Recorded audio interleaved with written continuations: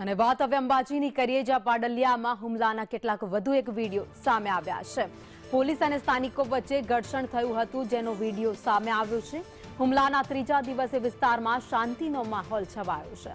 Police પાડલિયાના ગ્રામજનો સાથે ચર્ચા કરી રહી છે કે આગળની કાર્યવાહી ત્યારબાદ કરવામાં આવશે, તો નિર્દોષ લોકો ઘટનામાં ન સંડોવાય તે રીતે કાર્યવાહી કરવામાં આવી રહી છે। તો બનાસકાંઠાના યાત્રાધામ અંબાજીના પાડલિયા ગામે હુમલાની ઘટના બની હતી। ઘટનાના ત્રીજા દિવસે આજે ગામમાં શાંતિનો માહોલ છે। વધુ અપડેટ સાથે સંવાદદાતા ધવલ જોશી અમારી સાથે જોડાઈ ગયા છે। ધવલ, આજે પાડલિયા ગામમાં શાંતિનો માહોલ છે, પોલીસ ત્યાં પહોંચી છે, સ્થાનિકો સાથે વાતચીત કરી રહી છે, ત્યારબાદ આગામી કાર્યવાહી કરાશે। જી ભાવિની ચોક્કસથી વાત કરવામાં આવે તો અંબાજીના પાડલિયા ગામે 3 દિવસ અગાઉ જે પ્રકારે હુમલાની ઘટના સામે આવી હતી, ફોરેસ્ટ અને પોલીસ કર્મચારીઓ પર જે પ્રકારે હુમલો કરવામાં આવ્યો, 47 જેટલા કર્મચારીઓ છે ગંભીર રીતે ઇજાગ્રસ્ત થયા હતા।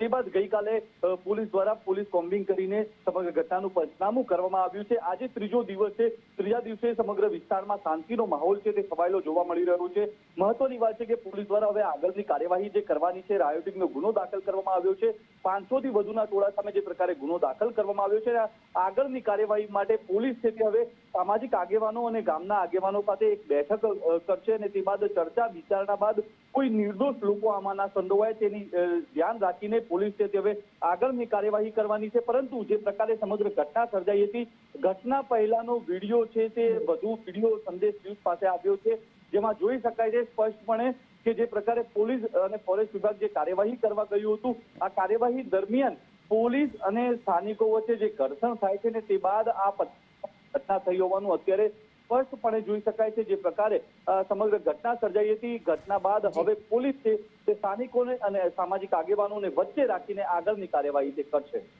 આભાર માહિતી માટે।